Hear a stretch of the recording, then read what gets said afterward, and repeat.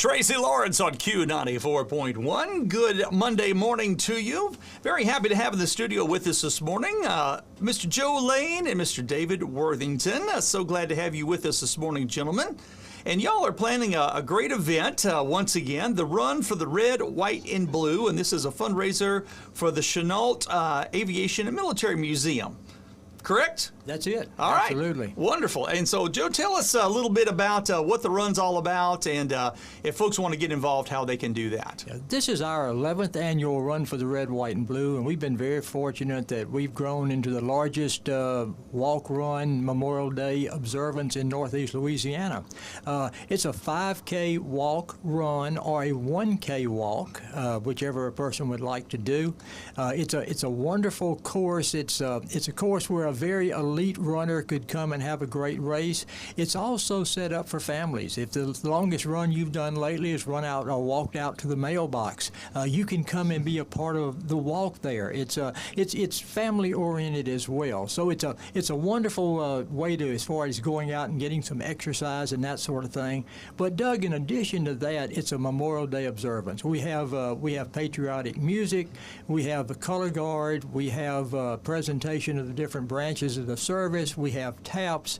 So we want to honor America, and we want to honor those servicemen and women, especially those that's given the ultimate sacrifice. So that's why we call it an event. It really is it's a great walk run, but it's also an observance for Memorial Day. And I think the reason having that combination, I think, is the reason why it has grown so much.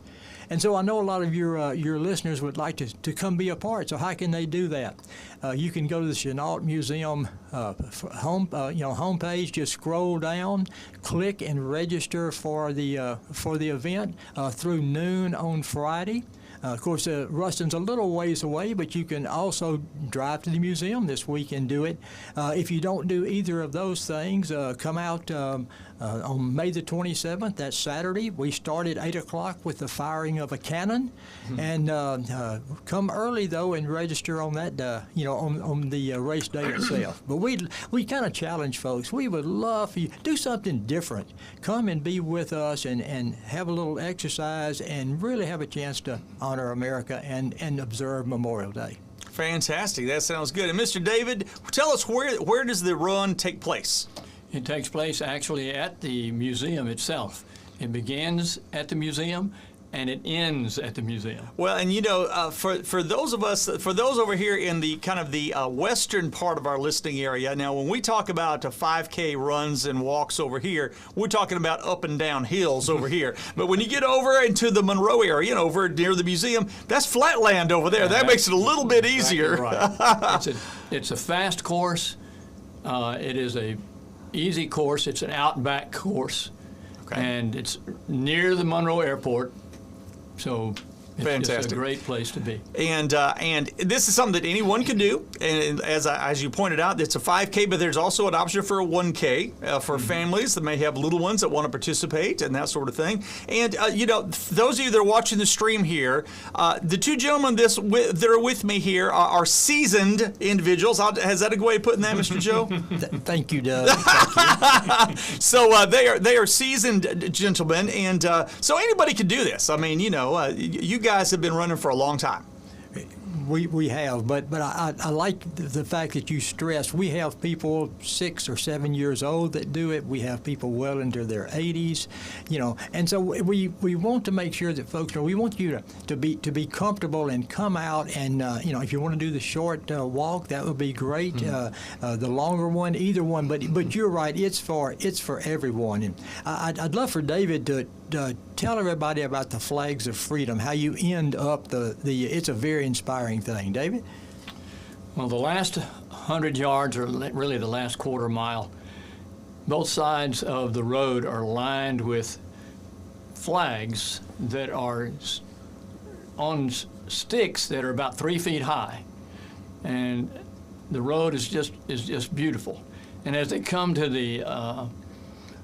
when they come to the finish line, there's a large crane that its boom is extended, and a very large flag is hanging right over the finish line. So all of that, and there's a lot of music playing, patriotic music that is being played, and it creates an atmosphere that is just very, very wholesome. Well, and I think it's so incredibly important. So many times we take holidays that were created with such a great purpose, and over the years they've turned into something else. And Christmas is that way, but Memorial Day is another one that we get to it and we turn it into a picnic day or going to the lake day or something like that, which is great to enjoy that time with your family. But we need to remember what it's really all about. And one of the great things, Doug, is that you can combine those two things. You can come and be with us, enjoy the exercise, as we said, enjoy the Memorial Day observance. By 10 o'clock, we're done. We're finished. The cannon fires at 8 o'clock to start things. By 10, we're done. You can go on for those picnics and other things that that you want to do. And this is a major fundraiser for the Chennault Museum and especially for their veterans and veteran outreach programs. The Chennault Museum, I think, is like the museum here in Ruston. It is totally a local museum. It does not get state or federal support. Fundraisers and memberships and just the kindness of our Northeast Louisiana community is what keeps the doors open or as we say, keeps the tiger flying over at the Chennault Museum. Absolutely. And we had an individual in here from the Chennault Foundation a couple of weeks ago, and we were talking about not only the quality of the museum, what a great museum it is, what a treasure it is for not just for North Louisiana, for the entire state and region, but also about those veterans programs. People don't know that the museum does so many outreach programs and assistance programs for veterans in our area. It's not just some place where people can come see relics of the past, but it really is contributing to the veterans of our area. Of every generation.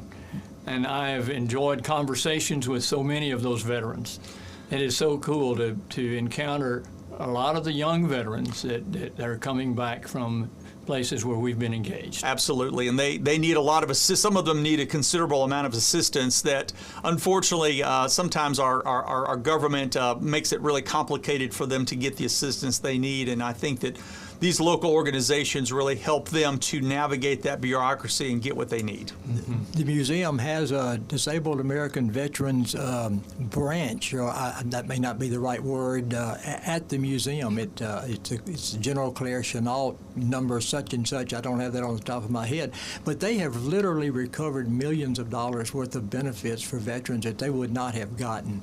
But there's just, again, if it were just a museum where you just go in and look at relics, I don't think I could be, or David could be, that passionate. But they serve the community, they serve veterans. Now, one of the things that I love are the young children, the school-age children that tour through there 12 months out of the year.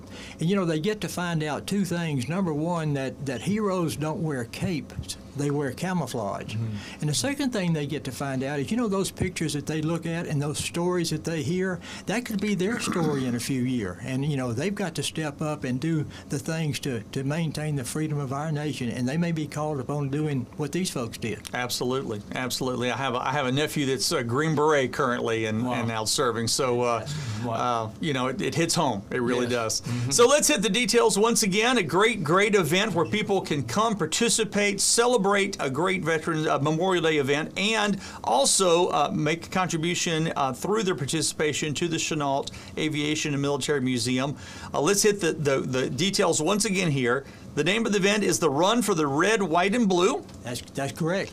The date is this Saturday. It's this Saturday, May the 27th. We start at 8 o'clock again with the firing of a real cannon, so everybody knows when the event starts. I would encourage people to get there early. It's we've got a large crowd. Talking about it's an event for everyone. We're well over 500 registrants at this particular point. Oh, wow. People of all ages, as we've already talked about. So it's going to be I think it's one of those things. I tell people, I'll ask you to come one time. I think if you come once, I won't have to ask you again, because you'll say, this was something neat. This was something I needed to have been doing. And so we have people that come back year after year to be a part of this. But this Saturday, come be with us. We'd love to have you. And once again, if people need details, where can they go find them? The best thing to do is just go to the Chennault Aviation and Military Museum.